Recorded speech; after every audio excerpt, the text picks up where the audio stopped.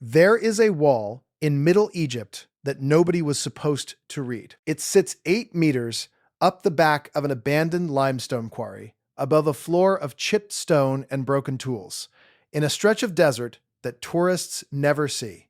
On that wall are 5 lines of writing, painted in red, faded almost to nothing under 3,000 years of dust and sun. For years, nobody could even agree on what script it was. Some thought it was Greek. Some thought it was Coptic scrawl from a monastery. Most people walked right past it. Then, a survey team got the right light on it, at the right angle, and photographed it properly. And the wall gave up a name. Nefertiti, alive, still holding the title Great Royal Wife, in the 16th year of her husband's reign. That one line quietly destroyed a century of Egyptology, because every book ever written about her said she was gone by then. Dead, disgraced, exiled, erased.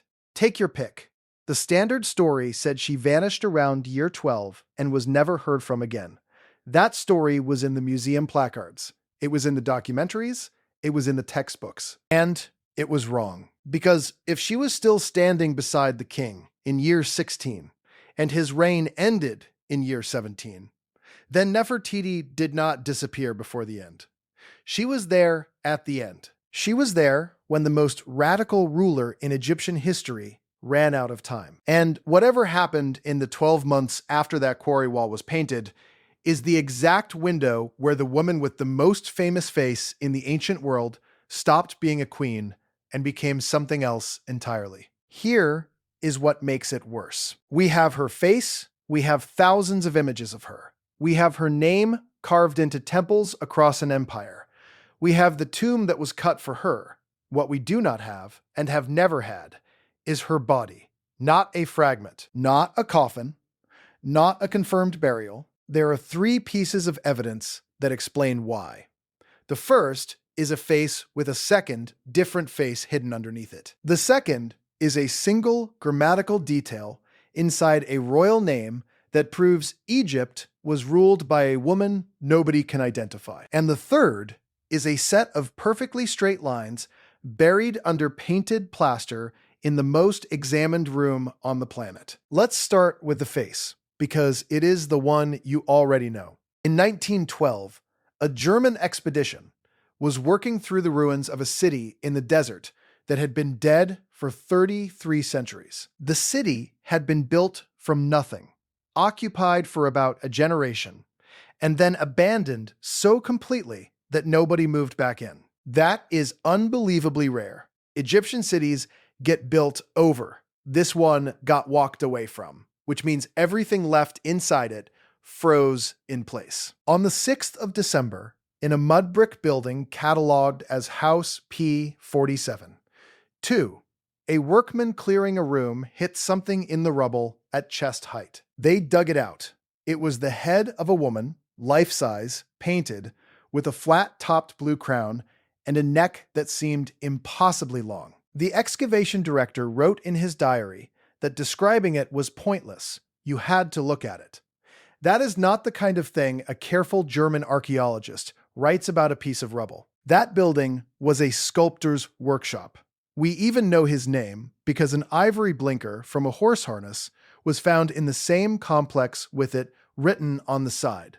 Tutmosis, royal sculptor. And the room was full of unfinished heads, plaster study casts, discarded practice pieces, which tells you what the bust actually is.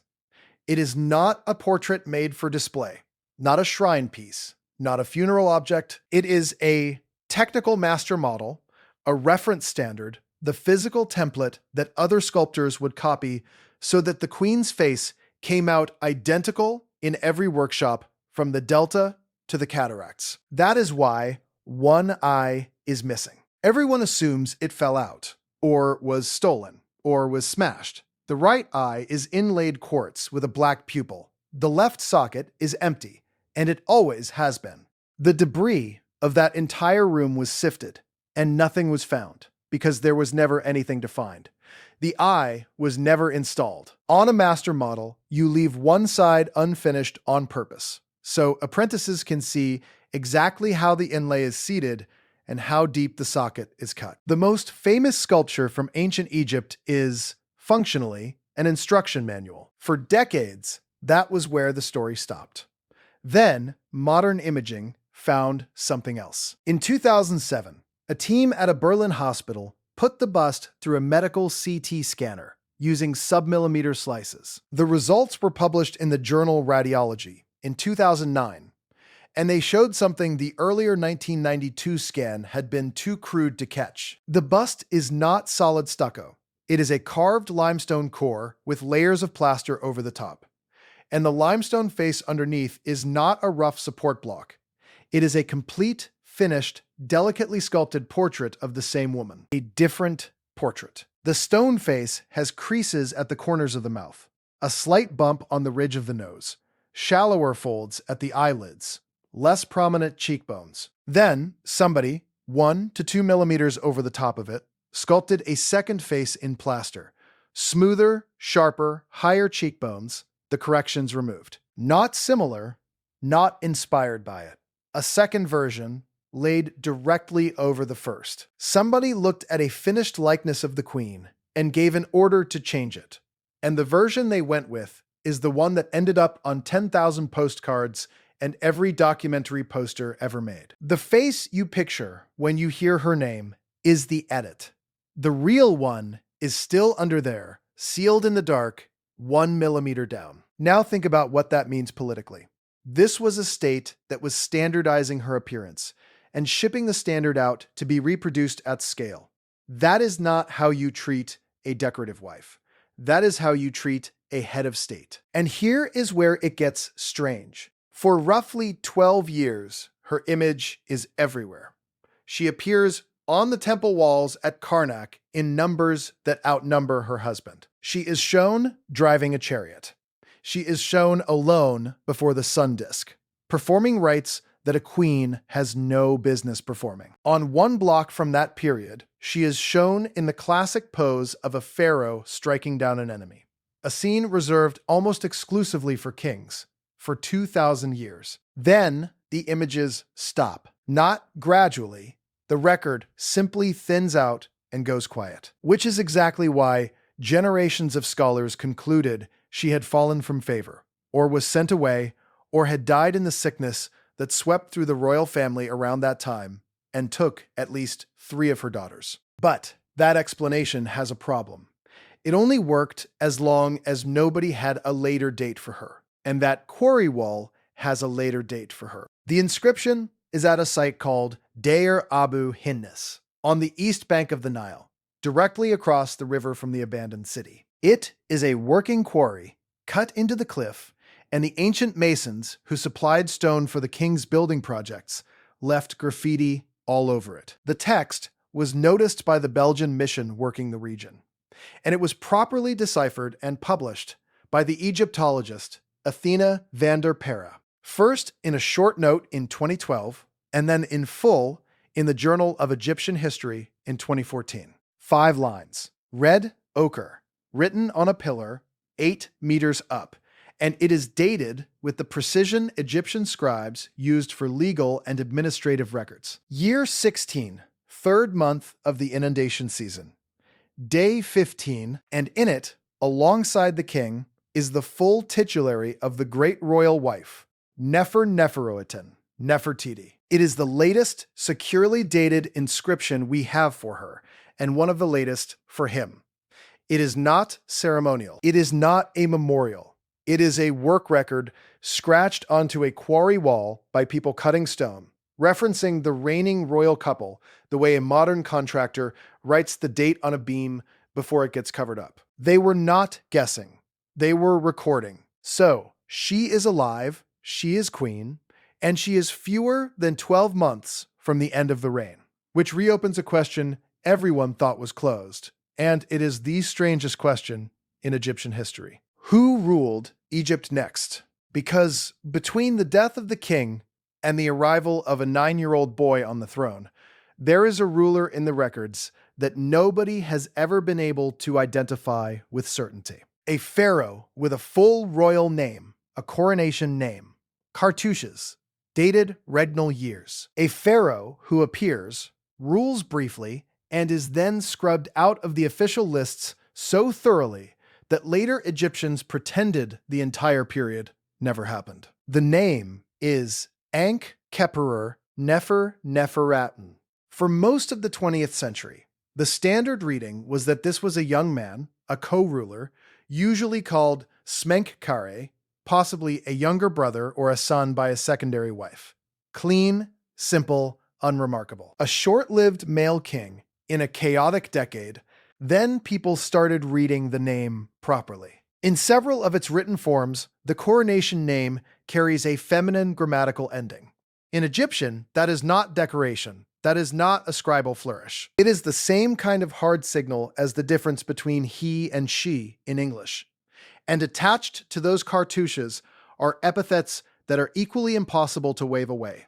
One of them translates as effective for her husband. Her husband, inside a pharaoh's royal name, on a throne that had been occupied by a woman roughly 3 times in 2,000 years. For decades, scholars dismissed the feminine endings as copying errors.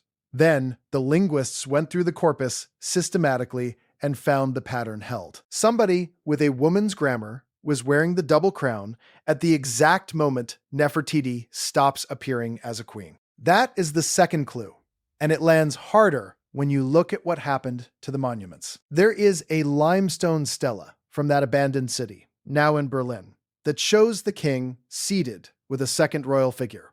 It was carved, and then the names were cut out and recarved. The original inscription named Nefertiti.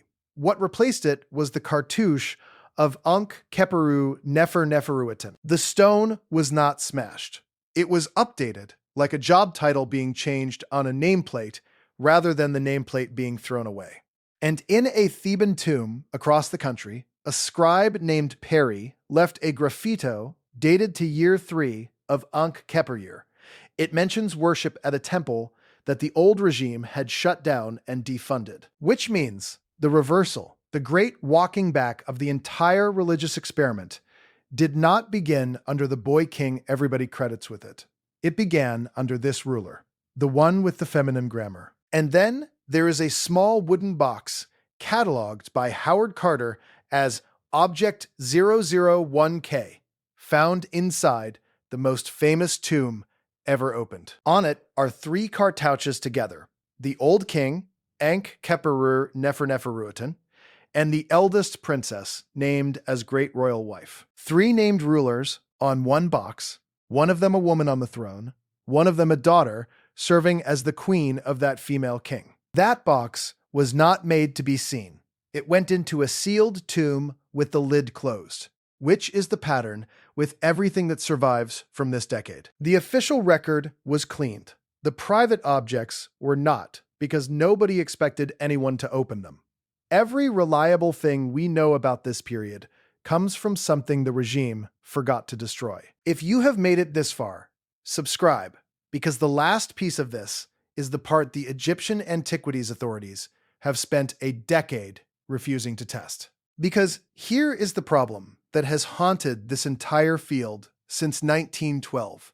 We have her face, her titles, possibly her reign. We do not have her. The tomb cut for the royal family at the abandoned city, cataloged as Tomb 26, was found stripped and shattered. The burial chambers were wrecked in antiquity. What survived is fragmentary and awful in the way that only real archaeology is awful. Broken pieces of funerary figurines with her name on them, scattered in the rubble. Those fragments are important, and we will come back to them, because they say something specific about how she was buried, and it does not match the throne theory. But the body is gone. And when the city died and the court moved back to Thebes, the royal burials went with them. Coffins were dragged across the desert. Mummies were rewrapped, relabeled, and stuffed into whatever tombs were available. Names were scraped off gold foil. By the time later dynasties were done reburying and hiding the royal dead from robbers, the paperwork was a catastrophe. Which brings us to a single room in the Valley of the Kings. And the third clue In 2014, a Madrid workshop specializing in high-resolution scanning produced a complete digital record of the burial chamber of Tutankhamun down to sub-millimeter surface detail. In order to build an exact facsimile for tourists, those scans were made public. The Egyptologist Nicholas Reeves, who had spent years working in the valley, did something nobody else had bothered to do. He stripped the color out of the scan data and looked at the raw surface texture of the walls with the paintings removed. And under the plaster on the north and west walls, there were straight lines, perfectly vertical, perfectly horizontal, meeting at right angles, running in patterns that correspond exactly to the outline of a blocked doorway and a partition wall. Stone does not fracture in right angles. Bedrock does not crack into rectangles. Limestone splits along bedding planes and faults, and it splits crooked. What was showing up in that data was masonry. Reeves published the argument in 2015. And once you accept the premise, everything about that tomb starts looking wrong in the same direction. Start with the shape of it. Royal tombs in that valley turn left. It is a consistent architectural convention across generations of kings. Tutankhamun's tomb turns right. Turning right is the pattern used for the tombs of royal women.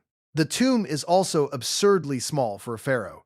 4 cramped rooms, when kings of that dynasty were getting corridors that ran hundreds of feet into the rock. The burial goods were famously jammed in like a storage unit, stacked and wedged, some of them clearly cut down or altered to fit. Then look at the objects. Reeves noticed that the golden mask, the single most recognizable object from the ancient world, is made of 2 different gold alloys. The face is one composition. The rest is another. The face was attached to a body that was made separately, and the ears are pierced. Egyptian kings are not depicted wearing earrings after childhood. Royal women are. Then, look at the north wall itself. The background of that wall was originally painted white and then repainted yellow to match the other 3, which is not what you do if the room was decorated in one campaign. When the Minister of Antiquities examined it in person in 2015, he found that the upper section is paint applied directly to bare stone, while the lower section is paint applied over smeared plaster. 2 different surfaces. 2 different working sessions. Mold growth on the wall clusters in a band along the exact area where the theorized opening would be, which happens when there is a difference in the material behind the surface. And the scene painted on that wall shows a figure performing the ritual that opens the mouth of the dead, dressed in the leopard skin of an heir burying a predecessor. Reeves argued the figures were altered, that this wall was decorated first for a different burial, and that the small chamber Carter found is a widened section of a corridor belonging to somebody else's tomb. Somebody who, on this reading, is still lying on the other side of that wall. The reason Carter never questioned it is almost painfully simple. 4 small niches had been cut through the decoration to hold protective amulets, and all 4 exposed solid limestone. He assumed bedrock everywhere. He never had reason to check the 2 areas where the lines actually are. So they scanned it. In November 2015, a Japanese radar specialist ran ground-penetrating radar across the walls. The Antiquities Ministry called a press conference and announced they were 90% certain of a void behind the north wall, with indications of both metal and organic material inside it. For about 6 months, the world genuinely believed the lost queen was about to be found on live television. Then it fell apart. A second survey, backed by National Geographic in 2016, found nothing conclusive. A third survey in 2018, run by a team from the Polytechnic University of Turin under Francesco Porcelli, was presented as definitive. Their conclusion was blunt. No chambers, no voids, no doorway. The wall is solid rock. That should have ended it. Except in 2020, A separate radar study, led by Mamdouh El-Damati, the former Antiquities Minister, was published in a peer-reviewed conservation journal. It reported something the 2018 survey had not looked for in the same way: a corridor-shaped space, roughly 2 meters high, running several meters beyond the north wall, parallel to the entrance passage of the tomb. 3 teams, 3 different answers, same wall. And the one thing that would settle it permanently has never been done. There is an undecorated strip of wall below the painting.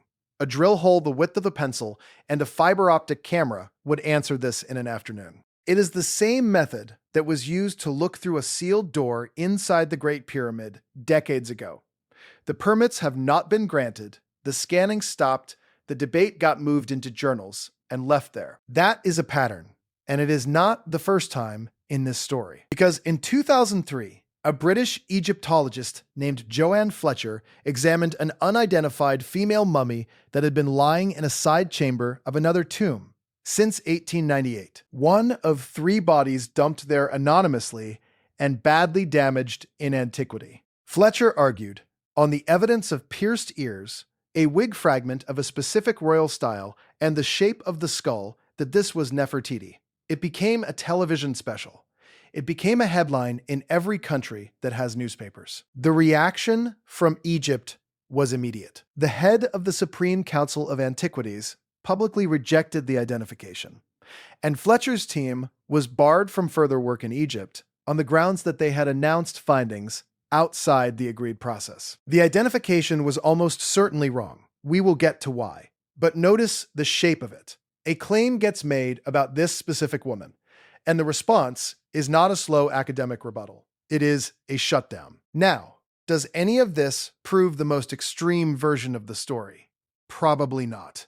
And this is where we have to slow down and be honest, because the grounded explanation is not a letdown. It is arguably stranger. Start with the mummy. In 2010, a large genetic study of the royal mummies was published in the Journal of the American Medical Association. It identified the anonymous woman from that side chamber as the mother of Tutankhamun, and, more surprisingly, as a full sister of the man in the neighboring tomb believed to be Akhenaten, both children of the previous king and his great queen. Nefertiti is never, in any of the hundreds of surviving texts that name her, called a king's daughter.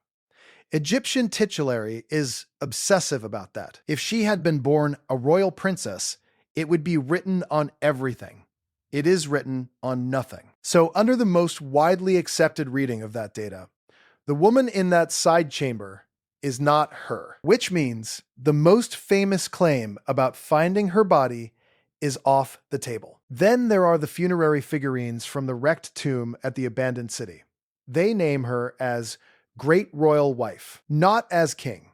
Burial equipment is the last word on someone's official status, because it is made for the person they were when they were buried. If she had ruled as pharaoh and been buried as pharaoh, that equipment should say so. And the 2018 radar survey was conducted by competent people with good instruments who found nothing. So here is the sober version, and it still rewrites the chapter. Nefertiti did not vanish in year 12. That was an artifact of incomplete evidence, and the quarry wall killed it. She was beside her husband to the end of a reign that had reshaped the religion, the art, and the capital city of the most powerful state on earth. When he died, the state was in crisis. The treasury had been drained by 12 years of building a city from nothing. The priesthood had been defunded. The empire's client states in the north were writing increasingly desperate letters, begging for troops that never came. Somebody held that together long enough to hand a functioning throne to a child. The evidence for who that was points at a woman. Whether she was Nefertiti under a new name, or an eldest daughter, or 2 people in sequence, is still genuinely open. But the feminine grammar is not open. Someone with a woman's title ruled Egypt in that gap, and later kings hated the memory of that decade so much that they cut the entire period out of the official record and pretended the succession ran straight from one reign to the next. That is not a myth. That is document destruction on a national scale, and we can watch it happen in the stone. And then there is the letter. In the archives of the Hittite Empire, in what is now Turkey, there is a record of a message that arrived from Egypt in roughly this window. It came from a widowed Egyptian queen. It said her husband was dead, she had no son, and she was being pressed to marry a servant. She asked the Hittite king to send one of his sons to marry her and take the throne of Egypt.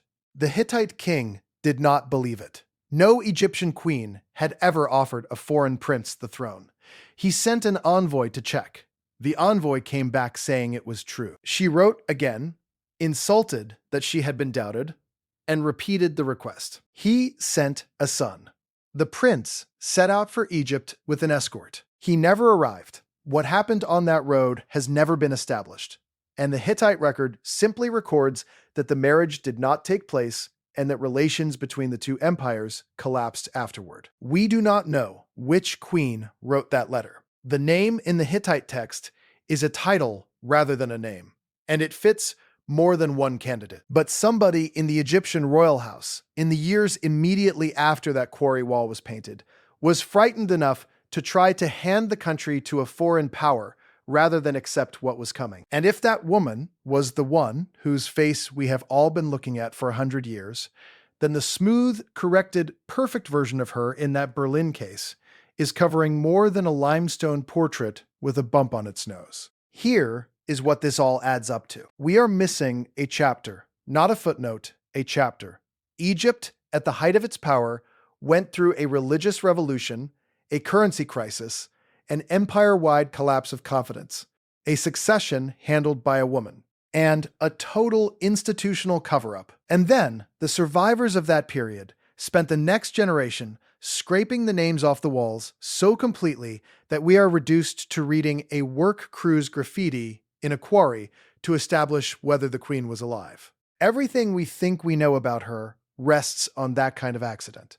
A workshop that nobody looted, a stone that nobody smashed, a box that nobody emptied. 5 lines of faded red paint, 8 meters up, that everyone walked past for a century. Which raises the question nobody in this field wants to answer out loud. If one graffito on a quarry wall overturned the accepted account of her final years, what is still sitting, unread, in the storerooms, on the cliffs, and under the plaster. And there is one wall left that would settle it. It is in the most visited tomb in the world. Millions of people have stood in front of it and photographed it without knowing what they were looking at. Behind the painted plaster, under the mold, are straight lines that stone does not make on its own. It has been scanned 3 times. It has been argued about in 4 languages. It has never been opened. The quarry inscription is still up there in the cliff face, unguarded, fading a little more every summer. The second face is still sealed under the plaster in Berlin. And the north wall is still standing, still sealed, still waiting for permission. That has not come. If you want to see how far this rewrite actually goes, the next investigation is on screen now.